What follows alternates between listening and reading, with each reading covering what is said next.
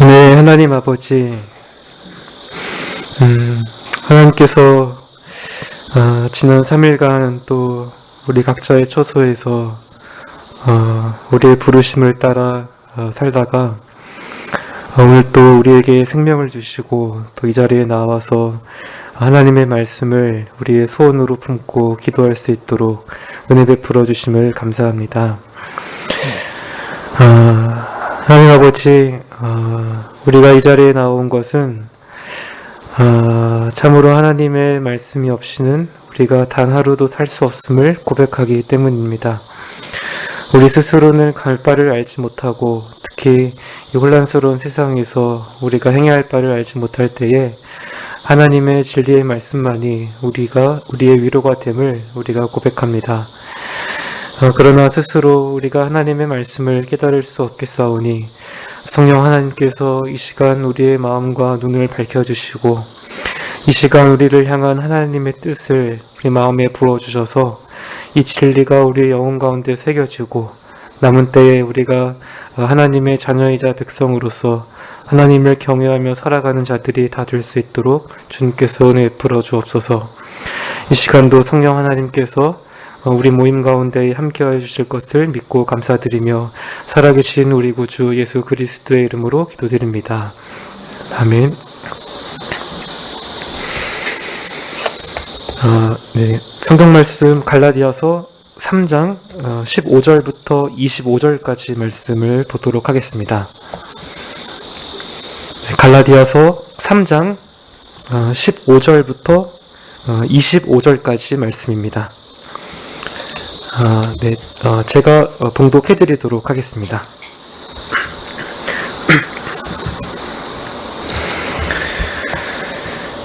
형제들아, 사람의 예대로 말하노니 사람의 언약이라도 정한 후에는 아무나 폐하거나 더하거나 하지 못하느니라. 이 약속들은 아브라함과 그 자손에게 말씀하신 것인데 여럿을 가리켜 그 자손들이라 하지 아니하시고 오직 하나를 가리켜 내 자손이라 하셨으니 곧 그리스도라. 내가 이것을 말하노니 하나님의 미리 정하신 언약을 430년 후에 생긴 율법이 없이 하지 못하여 그 약속을 헛되게 하지 못하리라. 만일 그 유업이 율법에서 난 것이면 약속에서 난 것이 아니니라. 그러나 하나님이 약속으로 말미암아 아브라함에게 은혜로 주신 것이라. 그런즉 율법은 무엇이냐? 범법함을 인하여 더한 것이라. 천사들로 말미암아 중보의 손을 빌어 베푸신 것인데 약속하신 자손이 오시기까지 있을 것이라. 중보는 한편만 위한 자가 아니니 오직 하나님은 하나이시니라. 그러면 율법이 하나님의 약속들을 거스리느냐? 결코 그럴 수 없느니라. 만일 능히 살게 하는 율법을 주셨다면 의가 반드시 율법으로 말미암았으리라.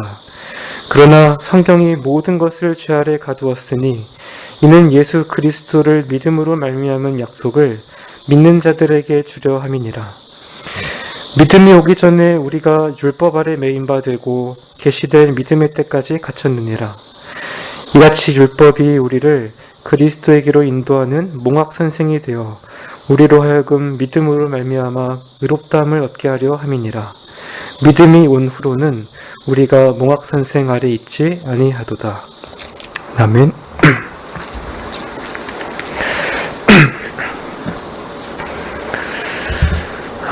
그동안 갈라디아서를 살펴보면서 어느덧 이 서신의 중반부에 이르렀습니다. 3장에 넘어오면서 바울은 계속해서 이 유대주의자들에 대항하면서 이 칭의의 복음을 변호합니다. 이를 위해서 이 성경의 여러 사례를 예로 들면서 논증을 이어가는데 이 시점에서 우리가 이 칭의 교리의 요점을 다시 한번 되짚어보면 좋을 것 같습니다. 첫사람이자 인류의 대표였던 아담의 불순종으로 인해서 모든 사람이 하나님을 대적하는 죄를 범하고 말았습니다. 모든 사람은 하나님께 받아들여지는 의의를 상실했고 더 나아가 하나님의 의의 표준을 깨뜨렸습니다. 여기서 이 표준은 하나님의 율법을 의미하는데 이 전체 율법이 십계명을 통해서 요약되어 있습니다. 하나님께서는 완전한 의를 소유한 자들이 아니고서는 어느 누구도 의인으로 받아들이지 않으십니다. 그런데 완전하며 영원한 아들이신 그리스도께서 우리를 위해 이 땅에 사람의 몸을 입고 오셨습니다. 그리고 하나님 앞에서 온전한 삶을 사시다가 십자가에 달려 죽으셨습니다. 이렇게 행하신 것은 우리를 향한 율법의 모든 요구와 하나님의 공의를 만족시키기 위해서였습니다. 이제 믿음으로 예수님을 영접한 모든 사람은 하나님 앞에서 그리스도의 완전한 의를 소유한 자로 여겨집니다. 이때 이들은 단순히 죄사함만 받는 것으로 끝나지 않습니다. 언제라도 죄를 지을 수 있었던 아담의 처음 상태로 돌아가는 것이 아니라 결코 잃어버리지 않을 영원한 의의 옷을 입게 됩니다. 여기서 강조해야 할 것은 우리가 칭의를 얻기 위해서는 오직 그리스도를 믿는 믿음만 필요하다라는 사실입니다. 이처럼 우리의 어떤 행위 때문이 아니라 우리 밖에서 이루어진 일을 그저 믿음으로 받아들이면 된다는 이 놀라운 구원의 방도는 하나님의 은혜 외에는 설명할 길이 없습니다. 갈라디아 사람들도 이 은혜의 복음을 경험했습니다. 그들은 하나님의 은혜로 말미암아 오직 믿음으로 구원을 받았습니다. 그런데 유대주의자들이 등장하자 상황이 달라졌습니다. 갈라디아 사람들이 이방인이기 때문에 아브라함의 자손이 되기 위해서는 할례를 받아야 된다라고 주장한 것입니다. 이것은 그리스도를 믿는 믿음에 율법의 행위를 더하는 행위였고 성령께서 시작하신 일을 육체의 일로 변질시키려는 시도였습니다. 바울은 3장 1절부터 14절에서 이들의 주장을 반박하기 위해서 새로운 논증을 시작합니다. 먼저는 그들이 처음 회심할 때 듣고 믿음으로써 성령을 받았다는 그 경험에 호소합니다. 이어서 바울은 구약 성경의 증거에 호소했는데 유대인들의 조상인 아브람 역시 할례가 아니라 믿음으로써 의롭다함을 받았다, 이 사실을 분명하게 밝힙니다. 그리고 구약의 몇몇 구절들을 인용해서 오직 죄인을 대신하여 나무에 달린 그리스도를 믿는 자들만이 아브라함의 참된 자손이자 또 약속된 성령을 받는다고 말합니다. 이런 점에서 갈라디아 사람들은 이미 약속된 복을 받은 아브라함의 자손이었습니다. 그러나 반대로 율법의 행위로 의로워지려고 한 자들은 저주를 받게 된다라는 사실 또한 바울은 분명하게 전합니다. 이어지는 오늘 본문에서 이 바울의 논증이 계속됩니다. 이제는 사람의 예를 들어서 율법이 결코 아브라함에게 하신 이 약속을 무효할 수 없다라는 이 사실을 15절부터 18절에서 밝힙니다. 하나님이 시내산에서 이 모세와 맺으신 언약은 아브라함 언약과 결코 똑같은 위치에 있지 않고 서로 양립할 수 없습니다. 다만 나중에 율법이 더해진 것은 어떤 임시적인 목적 때문인데 이 19절 이하에서 이 율법의 용도를 설명하면서 우리에게 이 복음에 대한 균형 잡힌 시각을 제공해 줍니다. 이 시간에 이런 내용을 함께 살펴보고 실제 우리 삶에 필요한 교훈을 받도록 하겠습니다. 15절에서 바울은 일상생활에서 찾아볼 수 있는 한 예화로 시작을 합니다. 아브라함 언약이 영원한 효력을 지닌다, 이 사실을 말하기 위해서 사람의 언약을 예로 들고 있습니다. 여기서 언약이라고 번역된 이 단어는 유언이라는 의미도 가지고 있습니다. 문맥을 고려했을 때 이 유언이라고 번역해서 읽으면 좀 더 좋을 것 같습니다. 즉 사람도 유언을 취소할 수 없는 것으로 생각을 하는데 하물며 하나님께서 하신 약속이 폐하질 수 있겠느냐 하는 것입니다. 유언은 사람 사이에 맺는 이 법률적인 언약과 분명 차이가 있습니다. 유언에는 마치 계약처럼 당사자들이 이행해야 하는 어떤 의무를 기록하지 않습니다. 오히려 유언을 작성하는 한 사람이 다른 누군가에게 주로 상속을 목적으로 한 내용을 정리하는 것이 보통입니다. 그리고 일단 이 유언이 적법하게 작성이 되면 아무리 상황이 변해도 그 상태 그대로 구속력을 갖습니다. 바울이 여기서 유언을 언급하면서 어떤 법률 제도를 염두에 두었는지는 알 수 없습니다. 당시 그리스나 어떤 로마에 정한 유언 제도일 수도 있고, 또 아니면 유대인들의 상속법을 생각했을지도 모릅니다. 하지만 어느 경우이든지 요점은 바뀌지 않습니다. 일단 비준하고 집행된 유언은 어떤 방법으로든 철회하거나 또 수정할 수 없습니다. 이런 유언의 특성이 바로 아브라함 언약의 이 특징과 잘 어울립니다. 창세기 12장에서 처음 맺어진 이 아브라함 언약은 결코 어떤 동등한 관계 사이에서 세워지지 않았습니다. 하나님께서 일방적으로 아브라함에게 주리라고 하신 유업에 관한 내용을 담고 있을 뿐입니다. 이때 이 약속은 그저 값없이 무조건적으로 주어졌습니다. 아브라함이 순종해야 할 어떤 율법도 없었고, 물론 할례를 받을 필요도 없었습니다. 이때는 할례 제도도 생겨나기 전이었기 때문입니다. 또한 이 언약은 적법한 절차에 의해서 세워졌습니다. 날인하고 공증을 받는 대신에 이 언약식을 통한 피로 확증이 되었습니다. 우리에게도 익숙한 이 언약식이 창세기 15장에 등장합니다. 아브라함이 하나님께서 약속하신 복을 소유로 받을 것을 무엇으로 알리까 하고 하나님께 묻습니다.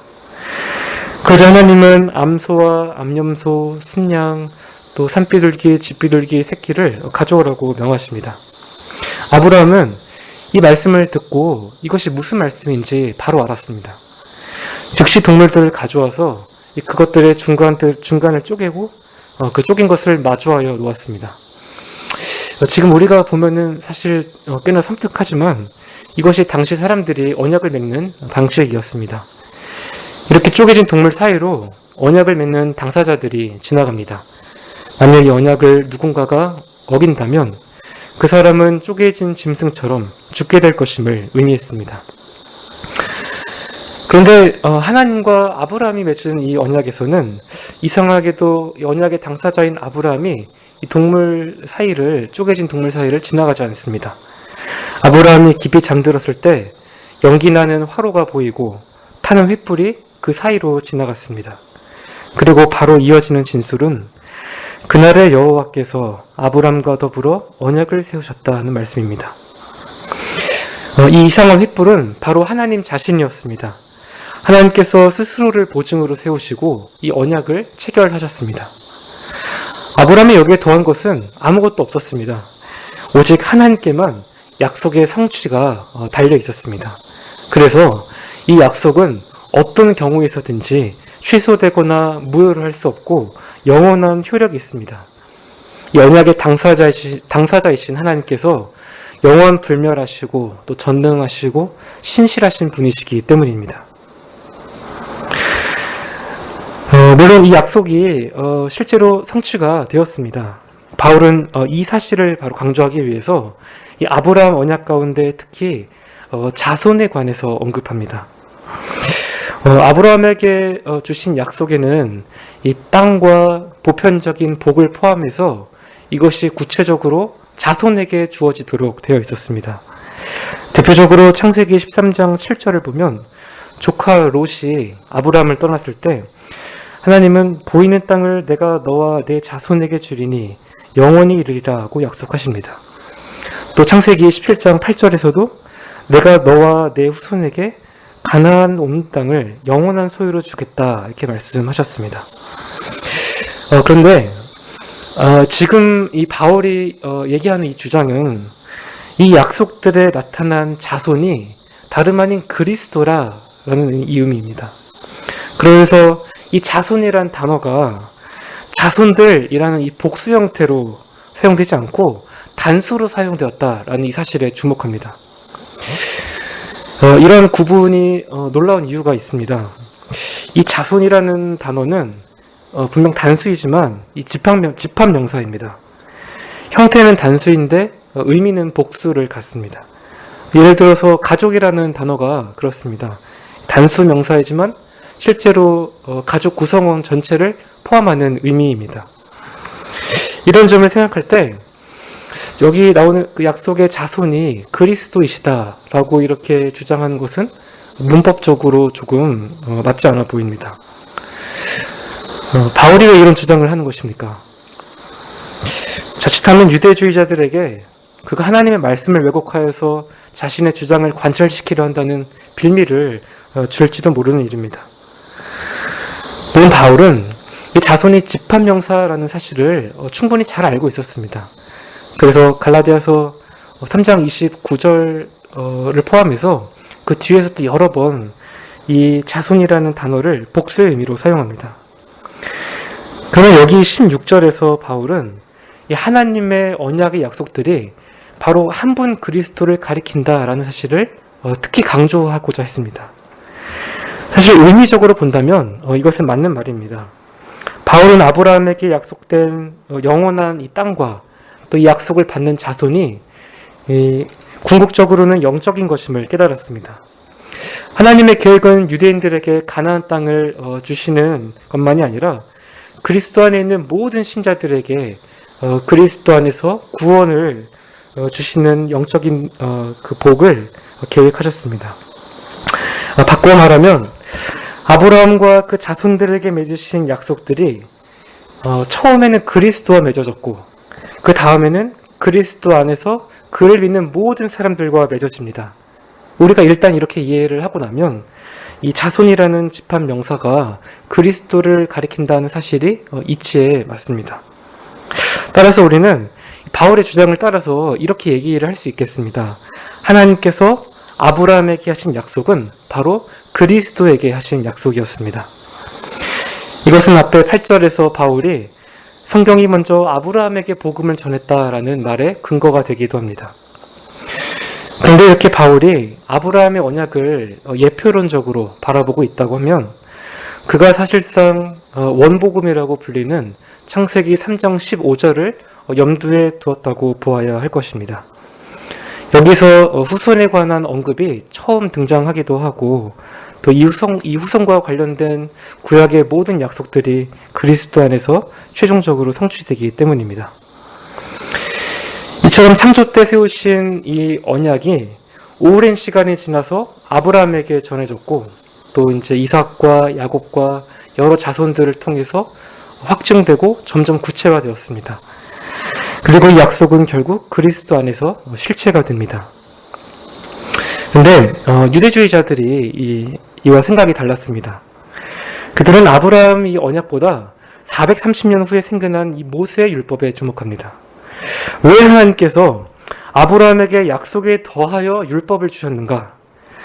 이것은 약속만으로는 사람을 의롭게 하는데 충분하지 않기 때문이 아닌가? 그래서 약속보다 더 나은 율법을 주신 것이 아닌가? 이제 우리가 아브라함에게 약속된 복을 받으려면 모세의 율법을 지켜야 한다. 이런 주장에 따르면 사실상 약속은 율법에 의해서 폐기되는 것과 다름이 없습니다. 아니면 유대주의자들의 주장대로 약속만으로는 부족하기 때문에 율법을 덧붙여야 한다는 결론에 이르게 됩니다. 하지만 바울이 앞서 밝혔듯이 이는 잘못된 결론입니다. 하나님은 아브라함과 언약을 맺으시면서 이미 그리스도 안에서 친히 이 언약을 확증하셨습니다. 더 이상 이 약속을 효력 없게 할 수 있는 방법은 없습니다. 율법은 결코 약속을 대체할 수 없고 보완할 수조차 없습니다. 일단 한번 세워진 언약은 영원히 구속력을 갖습니다. 또한 만약 유업이 율법에서 나는 것이라면 사실 약속과는 아무런 관계가 없습니다. 약속과 율법이 그 근본 원리가 전혀 다르기 때문입니다. 우리가 약속은 하나님께서 우리를 위해서 무언가를 하시겠다고 하는 의지의 표현입니다. 누구든지 이 약속을 믿기만 하면 하나님께서 주시겠다고 하신 유업을 받아 누릴 수 있습니다. 반대로 율법은 우리가 무엇을 해야 한다라고 명령합니다. 이 명령에 순종해야만 율법이 약속하는 대가를 받을 수 있습니다. 그러나 하나님이 아브라함에게 주신 복은 그저 은혜로 주신 것입니다. 여기 18절에서 은혜로 주셨다라는 말에 이런 의미가 있습니다. 값없이 주시되 또한 영원토록 주어진 것이라는 이 두 가지 의미를 모두 다 담고 있는 단어입니다. 따라서 갈라디아 교인들은 오직 믿음으로만 죄의 용서와 또 성령 안에서의 그리스도와의 교제와 영생이라는 값없는 선물을 받아 누립니다. 물론 우리도 마찬가지입니다. 이 모든 유업은 어떤 공로나 선행도 의지하지 않고 오직 그리스도를 믿는 자들에게만 주어집니다. 여기에 율법이 설 자리는 전혀 없습니다. 우리가 바울의 이 논증을 따라가면서 한 가지 배워야 할 점이 있습니다.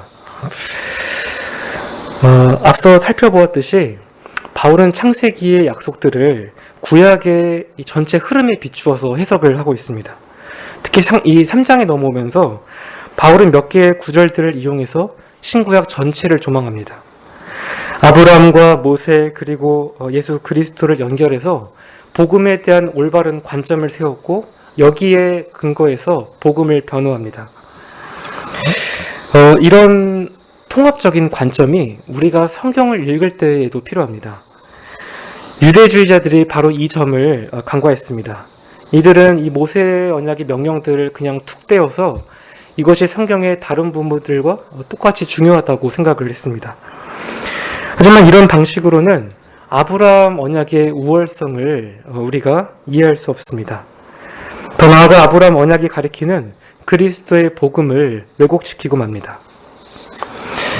하나님께서는 우리에게 필요한 모든 계시를 단번에 주시지 않았습니다.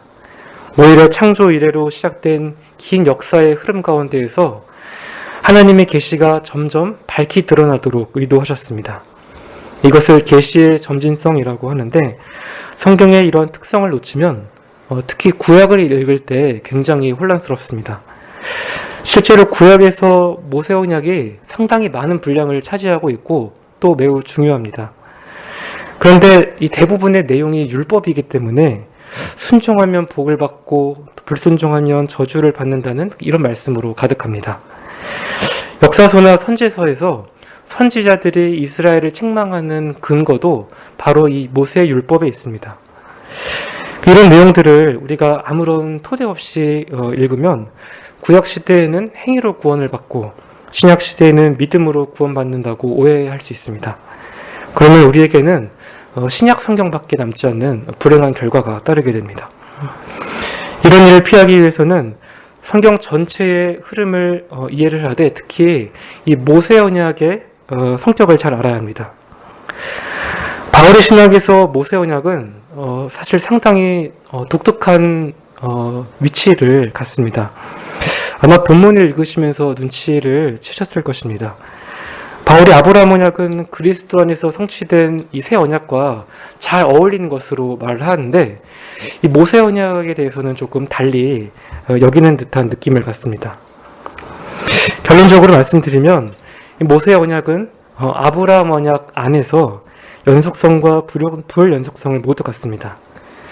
왜 그런지는 지금 다 말씀드리기는 어렵지만 앞서 말씀드렸던 것처럼 이 구속사적인 큰 흐름 안에서 볼 때에 모세 언약은 특정 시대에 한정되는 이 중간기적인 특징을 갖고 있기 때문입니다. 그래서 모세 언약의 율법이나 구약의 어떤 부분을 읽을 때 마치 잠언을 읽는 것처럼 읽어서는 안 됩니다. 지금 읽는 이 말씀이 전체 구속 역사의 흐름 가운데에 어디에 속해 있는지를 항상 생각해야 합니다. 최근에 유튜브 같은 곳을 보면 안식일이나 이 주일 안식일이나 11조에 대해서 매우 극단적인 주장을 하는 분들이 있는데 매우 주의해야 합니다. 이 모세 언약의 율법을 지금 시대에 적용하는 일은 그리스도께서 오심으로 절정에 다다른 이 구속사의 전체 흐름 가운데에서 매우 신중하게 분별해야 하는 작업입니다. 이어지는 19절 이하 본문은 우리에게 이 모세 언약을 잘 이해할 수 있는 중요한 키를 제공합니다. 바로 율법의 기능과 역할에 관한 것입니다. 앞에서 바울은 오직 믿음으로만 그리스도 안에 있고 아브라함에게 약속하신 복을 받는다는 사실을 논증했습니다. 여기에 율법이 들어설 자리는 조금도 없습니다. 그렇다면 자연스럽게 나올 법한 질문이 하나가 있습니다. 도대체 율법은 왜 주어진 것인가? 하는 점입니다.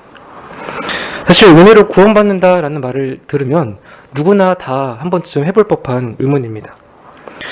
구원받은 신자는 이제 더 이상 율법과는 아무런 관련이 없는가? 이미 구원받은 것이 확실하다면 왜 굳이 거룩하게 살려고 애써야 하는가? 예전에도 중고등부의 한 학생이 찾아와서 되게 진지한 표정으로 똑같은 질문을 했었습니다. 그만큼 율법과 이 신자의 관계는 실제 삶과 관련된 매우 실존적인 문제입니다. 분명 유대주의자들도 분개하면서 바울에게 동일한 질문을 던졌을 것입니다. 바울은 이런 반응을 예상하고 대답을 준비했습니다. 율법은 범법함을 인하여 더한 것이라. 이것이 무슨 뜻입니까? 과거 기독교 역사에서 이 종교개혁 신학자들이 율법의 용도를 통상 세 가지로 구분을 했습니다. 각 용도의 명칭이나 순서에는 조금 차이가 있는데 그 중에 하나가 죄를 억제하는 기능입니다.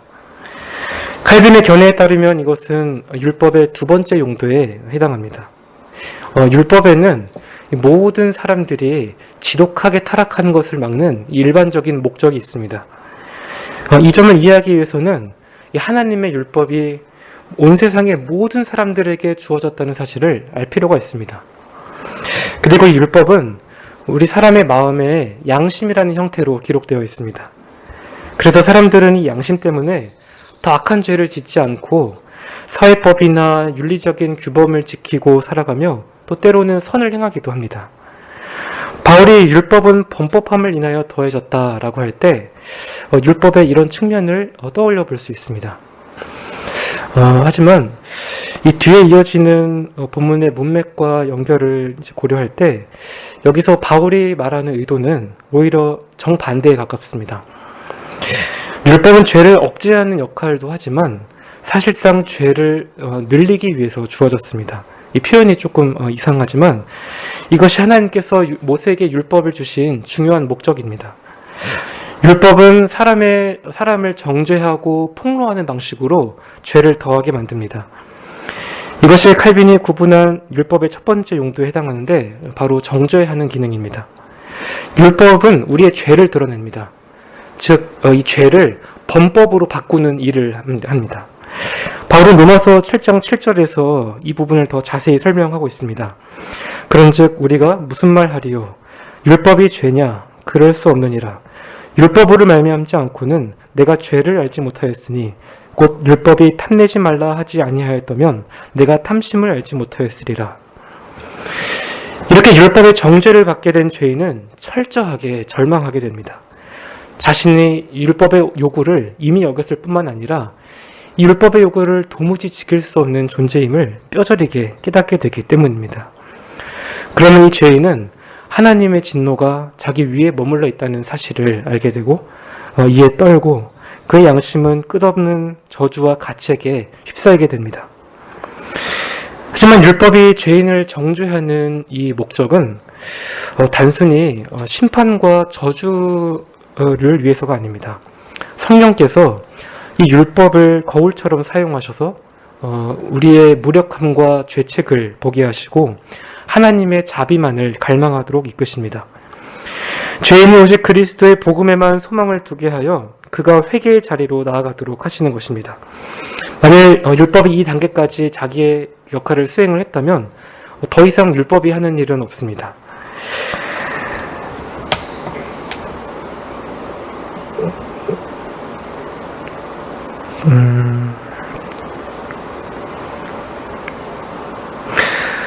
이런 점에서 바울은 모세율법의 일시적인 성격을 말합니다. 본문에서 바울이 율법은 더해진 것이다 라고 했습니다.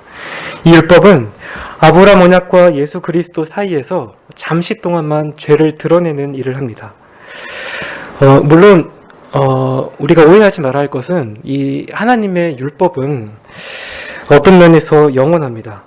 이 영원한 도덕법으로 주어진 이 십계명은 하나님의 성품을 반영한 것이고 이것은 언제까지나 하나님의 백성을 위한 도덕적인 표준으로 남아 있습니다. 다만 이 구속 역사의 이 흐름 안에서 이 역사 안에서 율법은 복음을 위한 어떤 준비를 하도록 이제 주어진 것이기에 자신의 한계를 가지고 있었습니다. 율법이 명하는 모든 의식법과 제사들은 그리스도께서 오시면 더 이상 시행되지 않고 효력을 잃고 맙니다. 한편 바울은 율법이 또 다른 한계를 가지고 있다라고 본문에서 말합니다. 율법은 천사들을 통하여 중보자의 손으로 제정된 것인데 약속된 자손이 오실 때까지만 시행됩니다. 이 19절 말씀과 이어지는 20절 말씀이 상당히 해석하기가 어려운 말씀입니다. 일부 이 주석가들에 따르면 여기서 중보자는 모세입니다. 하나님께서 이스라엘에게 율법을 주실 때에는 천사들을 통해서 또 모세를 통해서 주셨습니다. 그러니까 하나님과 이스라엘 사이에 거리가 강조가 됩니다. 하지만 아브라함에게 약속을 주실 때는 중보자가 없이 하나님께서 직접 말씀을 하셨습니다. 그래서 이 주어진 방식을 비교를 했을 때 율법이 복음보다 열등하다는 점을 말하는 것이다 라고 보는 의견이 많습니다.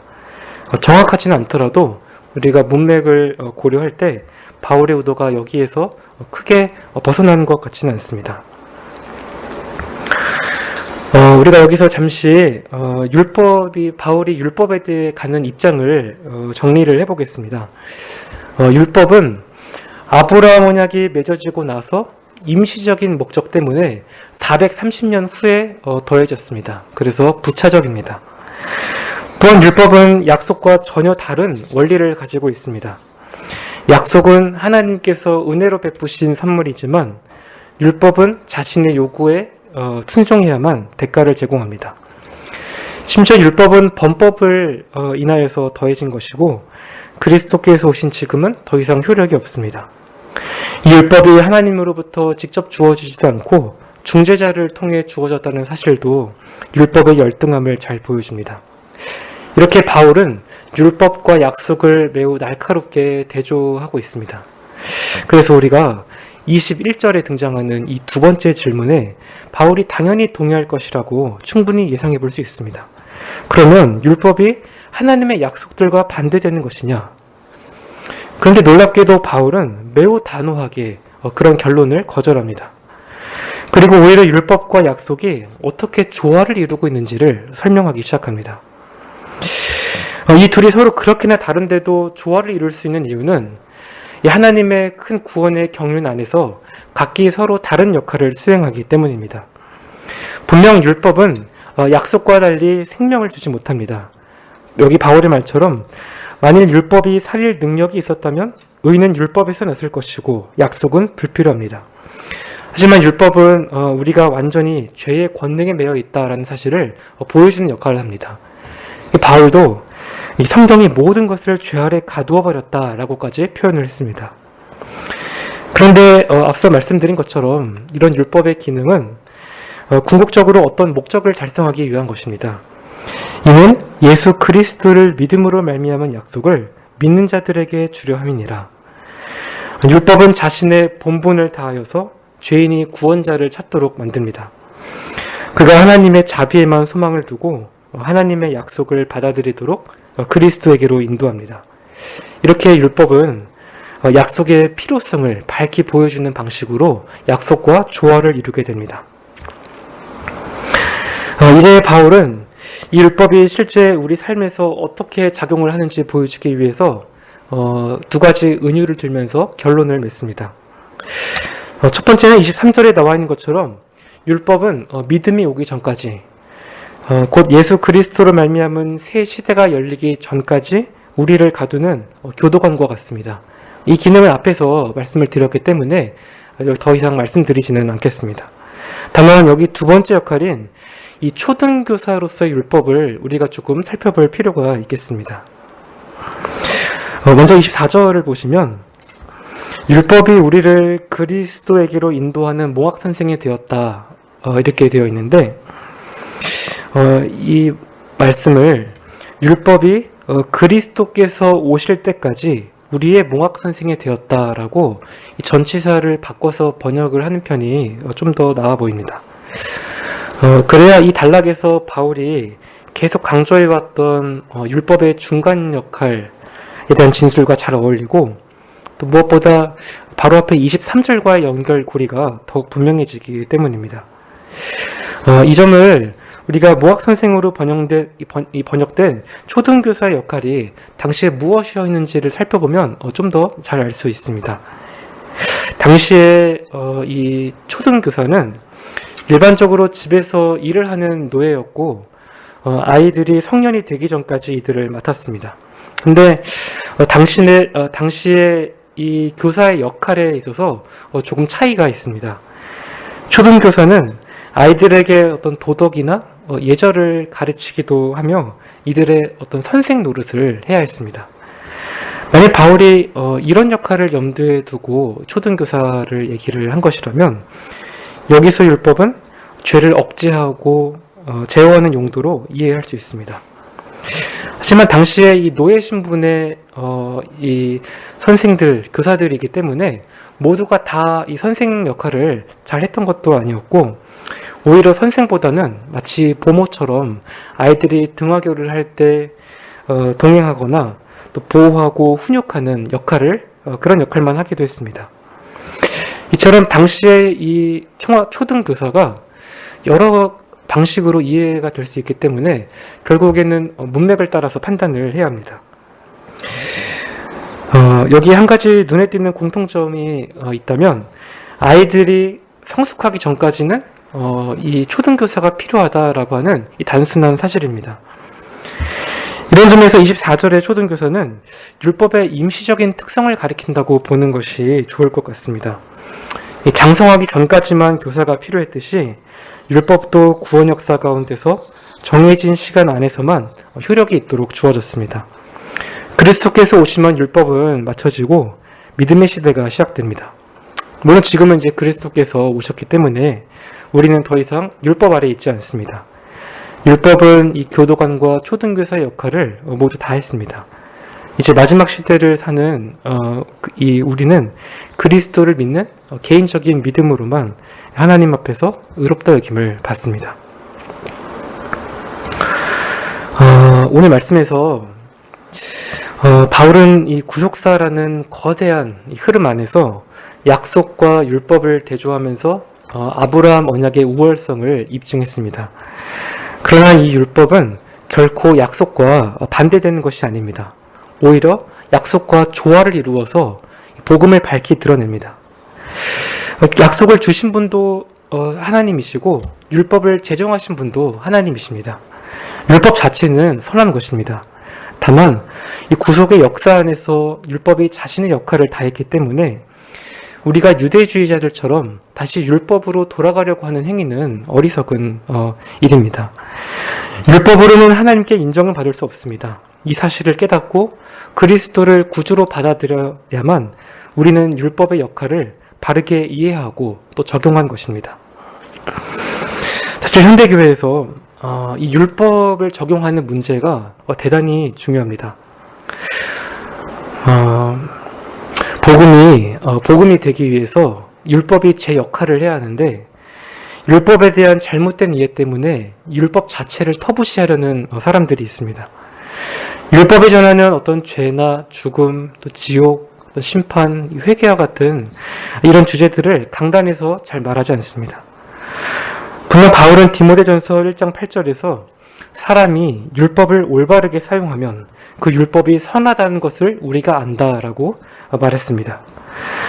따라서 구약의 의식법이나 사회법으로서의 그 율법의 역할은 다했을지라도 이 도덕법으로서의 율법은 여전히 하나님의 경륜의 한 부분으로서 교회에서 전파되어야 합니다. 도덕법이야말로 하나님이 인간에게 요구하시는 것이 무엇인지 또 죄가 무엇인지를 분명하게 알려줍니다. 그래야 그가 얼마나 악한지를 깨닫게 하고 그 죄인을 그리스도께로 나아가도록 합니다. 어느 누구도 스스로 자신의 문제를 깨닫고 복음으로 나오는 경우는 없습니다. 그의 역사를 보아도 모든 자연인은 율법주의를 기본값으로 가지고 태어나서 자기의 행위로 의롭게 되고자 했습니다. 물론 이것은 바리새인과 유대인 랍비들의 오류이기도 했고 또 중세교회의 오류이기도 했습니다. 또 현대 자유주의 교회 또 마찬가지입니다. 이런 율법주의의 오류는 결코 죽지 않습니다. 따라서 이 지금의 왜곡된 현실을 우리가 벗어나기 위해서는 이 교회 내에서 율법의 위치가 바르게 회복되어야 합니다. 사람들이 율법을 통해서 자신의 문제가 무엇인지를 밝히 보아야 합니다. 율법이 그들을 구원할 수 없지만 알아야 할 것이 무엇인지를 깨닫게 해줍니다. 예수님의 말씀처럼 건강한 자에게는 의원이 쓸데가 없고 병든 자에게라야 쓸데가 있는 것입니다. 그런데 이 율법의 용도 가운데에는 좀 전엔 자연인에 대해서 말씀을 드렸는데 우리 신자에게 해당되는 것도 있습니다. 오늘 말씀에서 이 율법은 우리가 그리스도를 만날 때까지 우리의 초등교사였습니다. 아이가 장성할 때까지 아이의 보호자 역할을 합니다. 그런데 여기서 우리가 생각을 조금 더 진전시켜 볼 수 있습니다. 그렇다면 아이가 다 장성하면 그동안 배웠던 모든 가치관을 다 버리고 완전히 다르게 살아갈 것인가? 당연히 그렇지 않습니다. 이것은 자녀를 양육하는 목적에도 맞지 않는 것입니다. 아이가 이상적으로 자라난 경우라면 더 이상 예전처럼 순종을 강요하지 않습니다. 그럴 필요가 없습니다. 왜냐하면 이전에 듣고 배운 가치관이 성인이 되면서 내면화되었기 때문에 이제는 본인이 원해서 순종을 합니다. 여기서 바울의 요점은 신자가 율법과 무관하다는 것이 아니라 율법을 더는 구원의 길로 보지 않는다라는 뜻입니다. 다만 이제 율법에 신자가 순종해야 하는 이유는 예전처럼 두려움 때문이 아니라 약속에서 난 구원을 받으면 우리의 마음이 감사와 기쁨으로 충만해지기 때문입니다. 그래서 이전보다 율법을 더 잘 지키게 됩니다.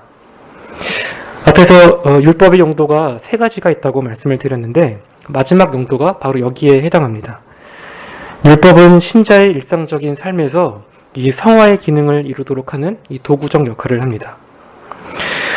우리가 이 율법의 용도에 주목해야 하는 아주 중요한 한 가지 이유가 있습니다. 이 현대교회의 또 다른 문제인 이 반율법주의로 인해서 교회 윤리가 사회적으로 큰 지탄을 받고 있기 때문입니다.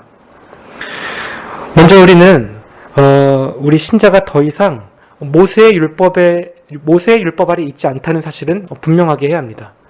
다만 이제는 우리가 그리스도의 율법 아래 있다라고 하는 고린도전서 9장 21절 말씀을 곰곰하게 생각해 볼 필요가 있습니다.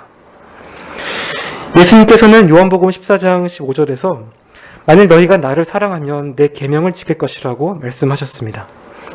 바울의 말처럼 사랑은 율법의 완성입니다.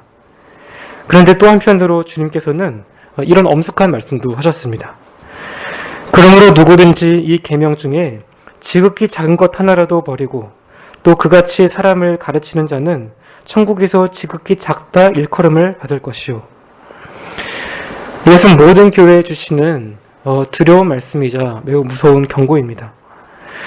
우리는 행동으로도 어떤 가르침으로도 절대 하나님의 계명을 깨는 그런 일을 해서는 안 됩니다.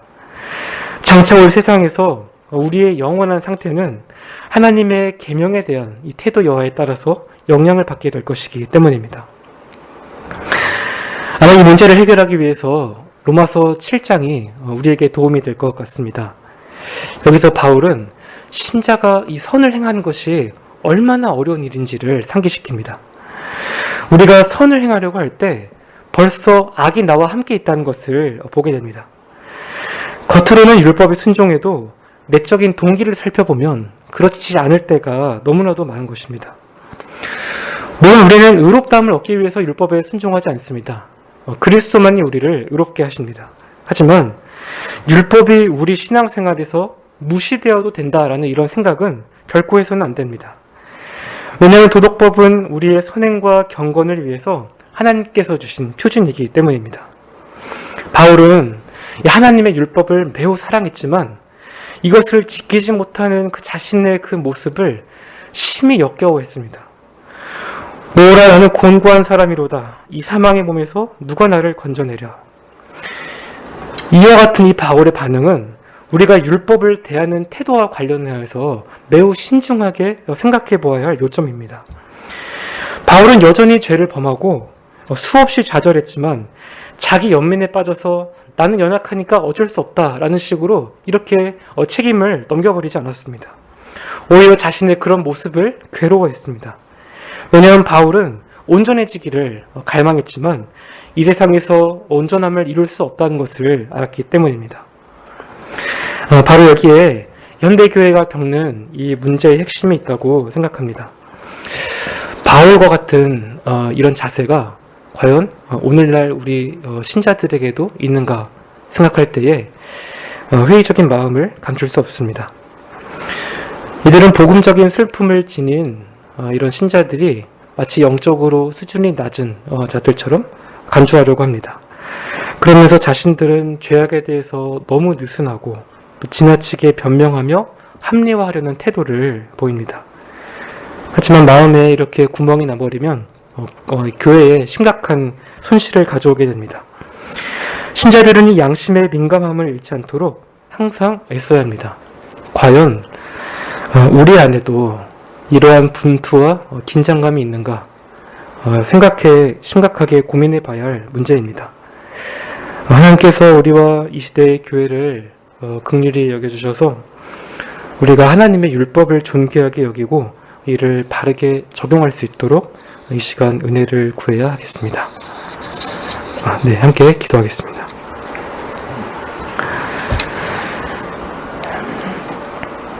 하나님 아버지 감사합니다.